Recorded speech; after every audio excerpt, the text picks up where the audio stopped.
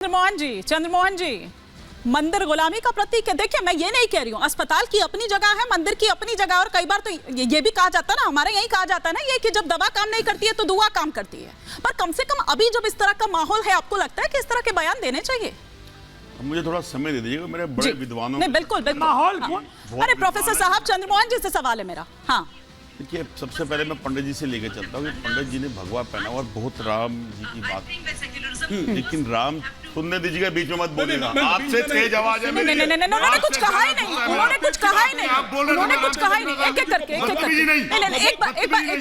नहीं, आप सुन रहे थे ना? इस तरह से नहीं, देखिए इस तरह से नहीं, आप बोल रहे थे, मैं सुन रहा था। चंद्रमोहन जी, उन्होंने कुछ कहा ही नहीं, चंद्रमोहन जी, उन्होंने कुछ कहा ही नहीं था, उन्होंने कुछ कहा ही नहीं, उन्होंने कुछ कहा ही नहीं था। देखिए, जोर से चिल्ला देना या अपने आप को भक्त कह देने से भक्त नहीं कहलाया जाता।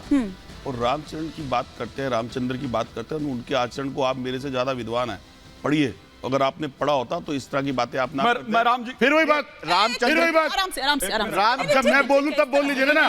जब आप एक तरफ डिबेट करनी है। रामचंद्र जी कहिए, रामचंद्र जी कहिए, चंद्रमोहन, ये चंद्रमोहन रामचंद्र जी कहिए। अभी 35 मिनट की डिबेट में मैं सुन रहा था, आप बोल रहे थे, मतलब इतना घबराहट, इतनी घबराहट होती है आप लोगों को? अपने नेताओं के साथ, अपने नेताओं के साथ, अपने नेताओं के नाम के साथ तो जी, और रामचंद्र जी के साथ जी नहीं, रामचंद्र ने कहा।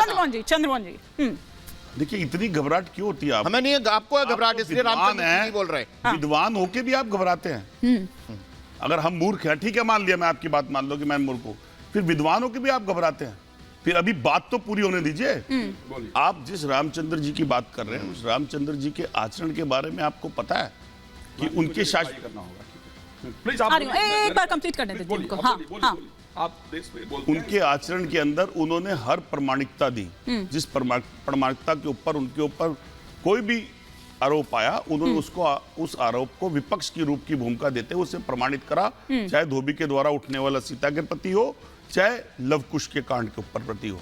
और आप अपने देश के वासी को खड़ेआम कुछ भी अपशब्द बोल देते हो, एनआई जांच के लिए बोलते हो, उसे कुछ भी बोलते हो। क्या गुनाह है? अगर कोई प्रश्न किसी ने करा तो इसका प्रश्न गुनाह ये हो गया कि उसने प्रश्न करा।